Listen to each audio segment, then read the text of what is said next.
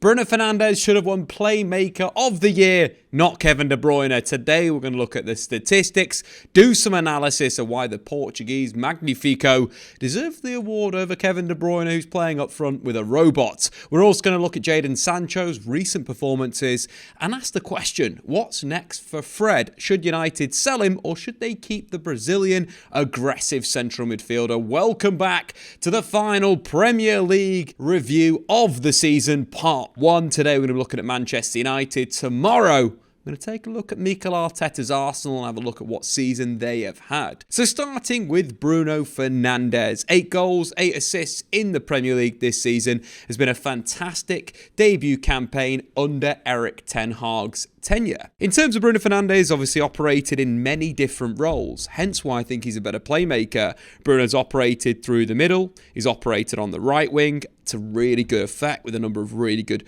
crosses into the box and through balls to Marcus Rashford. He's operated on the left-hand side in certain games, also dropping deeper into a defensive midfield position, especially when Casemiro wasn't fit and Manchester United had to rotate that midfield.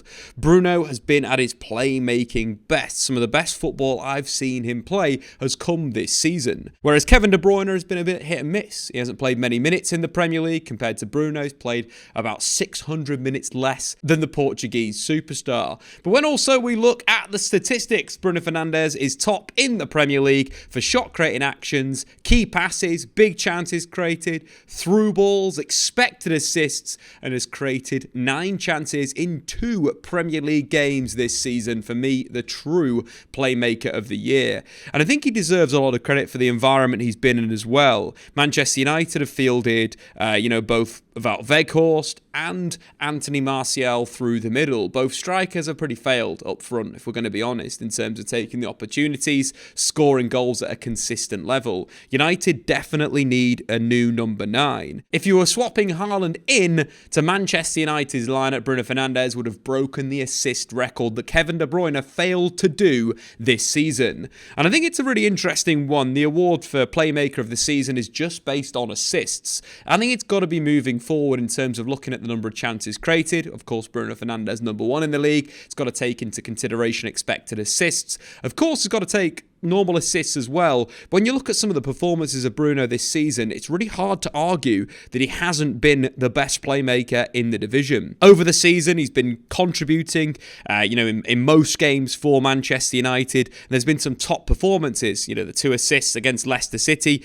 That came in a game where Bruno played from the right-hand side and created 9 chances, 3 big chances. Bruno, if he was playing with a competent striker, would have come up with a hat-trick of assists in the game against Leicester. And I think that variation in his game that he's creating at a really consistent level from multiple positions in a team that is just simply not putting the ball in the back of net apart from Marcus Rashford, he deserves a lot of credit for that. Not only did Bruno create those 9 chances against Leicester City, but that wasn't the only time he did that. We're looking at the top statistics this season on the SofaScore app. We got another game against Tottenham Hotspur where Bruno played as a number 10 and created 9 chances, completed 93% of his passes, 9 out of his 10 accurate long balls, 1 big chance created, dominant in the final third. And I feel the impact of Bruno on Manchester United's ability to create chances, to progress to play, he's doing that at a top level in central midfield. If you were ranking it around Europe, he's in the top 1% of midfielders for playing the ball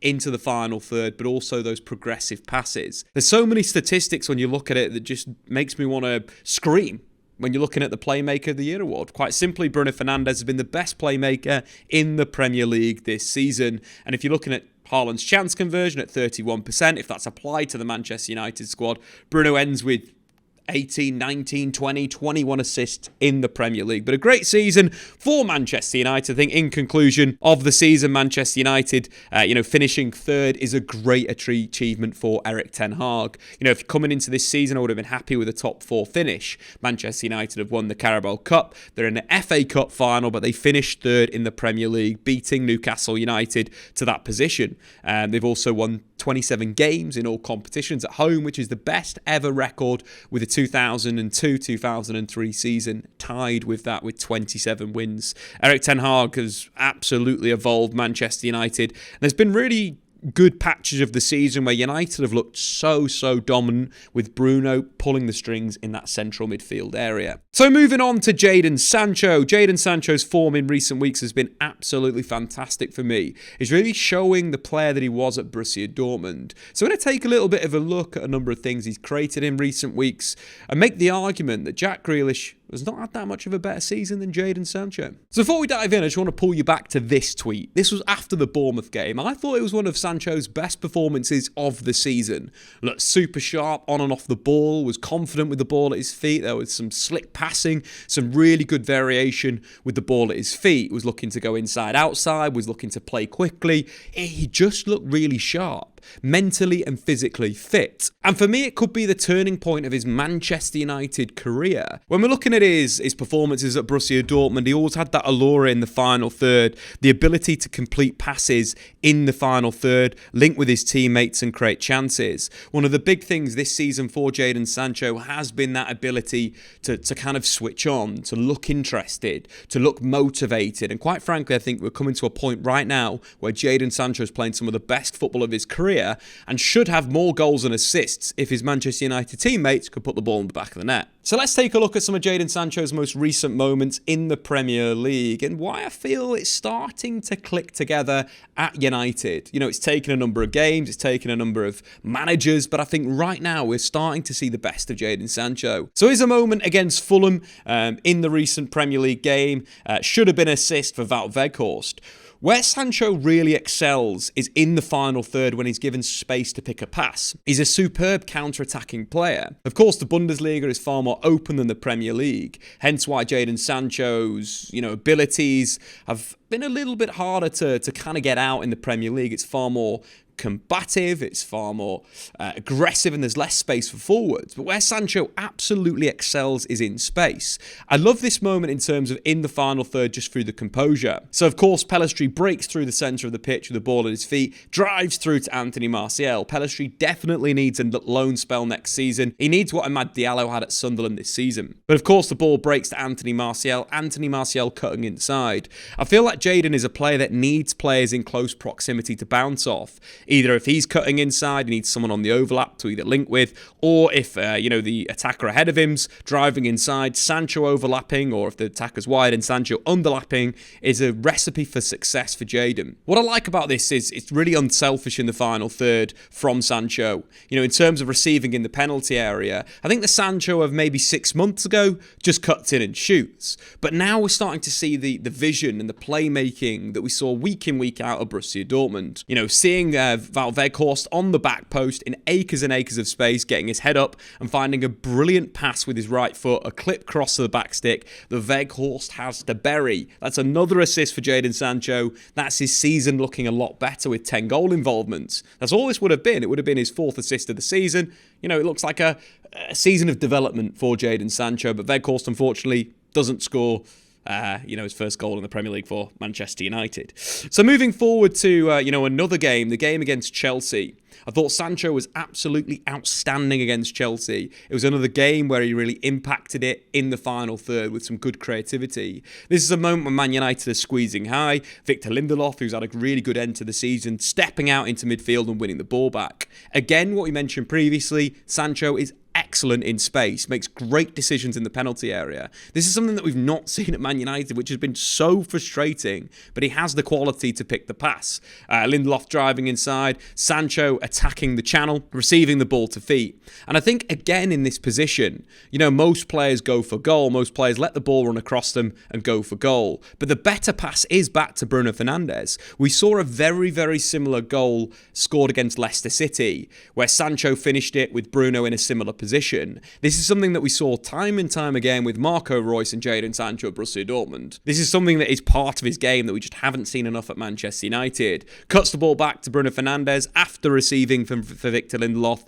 and Bruno cracks the bar. That's another assist. 2 big opportunities for teammates. That puts Jadon Sancho on 5 goals and 6 assists. But let's move forward to the assist in the game against Chelsea. A fantastic ball from Casemiro over the top, but great movement from Jadon Sancho. Something that we're seeing a little bit more in the Premier League that, again, we've not seen enough of. So Bruno Fernandes getting hassled by Enzo Fernandez in attacking midfield. The ball breaks to Casemiro. What I love about Casemiro is he has the quality on the ball. And I think Manchester United have to sign a backup defensive midfielder to rotate with Casemiro, to allow Casemiro to play 38, 40 games in the season at this super high level. You know, arguably his dip in form has just come from playing too many games and United not having a variation in defensive midfield. It's vitally important. United have got to sign about 5 players this summer, but I do believe a 6 and an 8 is vitally important to their progress. Anyway, back to Jadon Sancho. That's what we're focusing on right now. Lewis Hall, who I thought had a sensational game at Old Trafford in an attacking sense and ball playing sense, gets completely run off. Sancho watching the line, timing his movement in behind. It's just superb forward play. One of the big things with United that we've not seen enough of is Sancho on the right-hand side. Sancho's played the majority of his football at United on the left wing. Something that we've mentioned previously is that he's as good on the right on the left, and we've not seen him enough. But this movement off the ball is fantastic. Casemiro clips the ball into the space. The first touch is absolutely superb. The awareness to slide it through to a teammate in a better position is there again. Anthony Martial puts the ball in the back of the net to make it 2-0 for Manchester United. But that little movement, the little spin, the drop of the shoulder in behind the defence, the first touch, the pass is classic Jadon Sancho. The development is there and we are really starting to see that. You know, not only assisting, but also goal scoring in recent weeks. Of course, scored against Fulham, but I just want to go back to the goal he scored against Tottenham because I thought it was brilliant play. But it also highlights what Sancho's teammates need to do to get the best out of the England international. So here we have Victor Lindelof in possession. Marcus Rashford drops off the line. Again, developing as a number 9. Could be a great option for United next season. Harry Kane in behind. Marcus Rashford through the middle. Sancho one wing. Anthony the other wing. Or Garnacho on one of the wings is kind of what I want to see long term. Rashford dropping off the line, receiving into feet. United have got a 6v5 on the Spurs back 5. Some really good play from Rashford, driving through, beating that pressure, cutting back past Oliver Skipp, committing the defensive midfielder, which creates a situation where Sancho is free 1v1 on the flank. This is the key bit, and what United need to do with Jadon Sancho is if he's in this position, when he's received defeat just outside the box, somebody has got to overlap. Someone's got to provide that option. Take Pedro Porro away from Jadon, allow him that second to get the shot away to give United the lead in the game. Jadon Sancho has massive potential, one of the most talented players in European football. For United to realise the potential of a sort of top 3 player in the world, they need to be doing those things more. Those overlaps, the support play, getting players near Jadon Sancho so he can play as an axis, so he can play make in the final third. But his recent performances have been absolutely brilliant. You know, starting off at Bournemouth, I thought he was very, very good that day. 2 chances created, 3 out of 3 of his dribbles completed. I didn't think he was the one that should have been hauled off. Then you take in his performance against Chelsea, 5 chances created in this match, 3 big chances. That playmaking when it's really rolling on the right-hand side is something that United really need to add. And to finish things off, the last game of the season against Fulham, again, 2 chances created, 1 big chance created, scored a really good goal, completed 3 out of his 6 dribbles. He's looking like he's building into form. And I tell you what, if he scores the winner at Wembley, it'll be fully deserved for his growth in the last sort of 3 to 4 games under Erik Ten Hag. And to finish things off, Fred. Another great performance in the Premier League. The issue for Fred is the inconsistency we've seen, because when he's been good, he has been so good. You think this season, you know, when United probably had their best ever performance away at Barcelona, Fred was probably player of the match. He was probably player of the 2 ties. 5 out of his 6 tackles won, 1 chance created, an assist.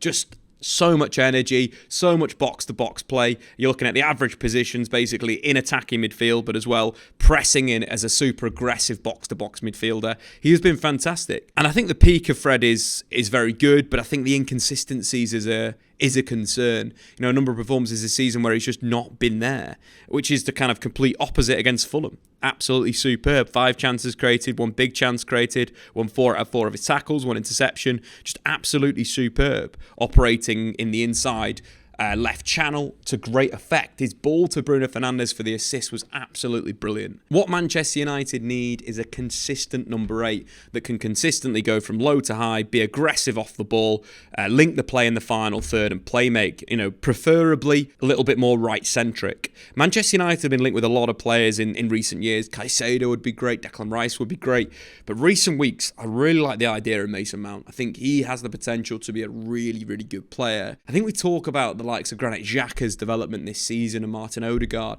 2 really good system players. I think Mason Mount is a fantastic system player and would give United a lot. He's got Fred's ability to press in an aggressive manner. He's quite quick over 10 yards to instigate that. He's a great combination player. Again, we mentioned getting players in the close proximity of Jadon Sancho. I just think it could be a really good signing. Of course, United need a goalkeeper, need a 6, need a 8, need a centre-half, need a striker. 100% is a big position United need to recruit in.